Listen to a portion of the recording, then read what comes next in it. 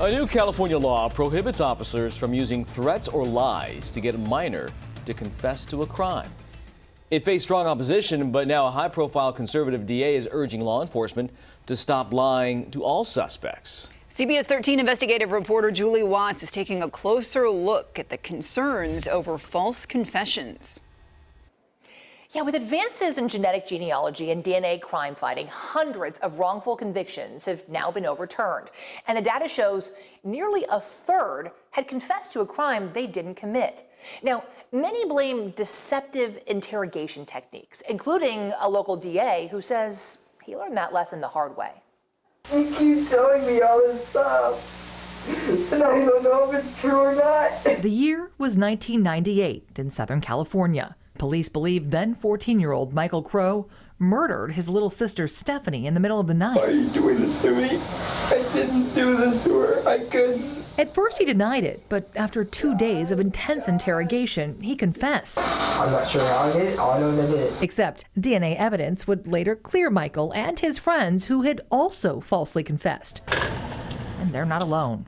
According to data compiled by the Innocence Project, there have been at least 375 DNA exonerations.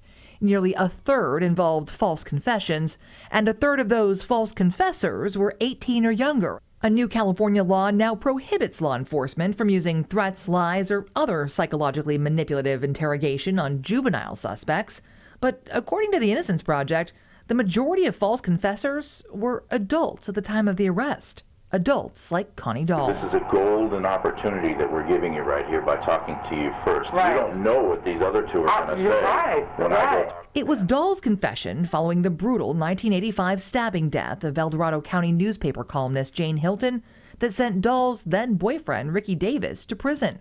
But 15 years later, in all confidence, he did not commit this crime. El Dorado County DA Vern Pearson re-examined the evidence after listening to the decades-old interrogation and confession. She was already dead when we got there. During which investigators lied. Because we know everything. We know. Prompting Dahl to change her story, ultimately leading to Davis's conviction. You don't remember any of that? You know what? I think they did get into an argument. Dahl later died of a drug overdose, and years later, genealogy DNA not only cleared Ricky Davis after 15 years behind bars, but identified the guilty party. Michael Green has since pleaded no contest to the murder. Do you think there are a lot more Ricky Davises that are behind bars right now? I don't know. I suspect that there are, and at the same time, the person who actually did it is out walking the street, maybe victimizing somebody else. Pearson says that case forever changed the way he views interrogations. 10 years ago, if you would ask me, would someone confess to a murder they had nothing to do with? I would not have been able to believe it just based upon my experience and training. He points to research that shows the primary cause of police-induced false confession is deceptive interrogation tactics that have been used by law enforcement for years. Techniques that presume guilt and focus on getting a confession rather than the full story. Certain types of interrogation techniques have a higher risk of producing a false confession than others.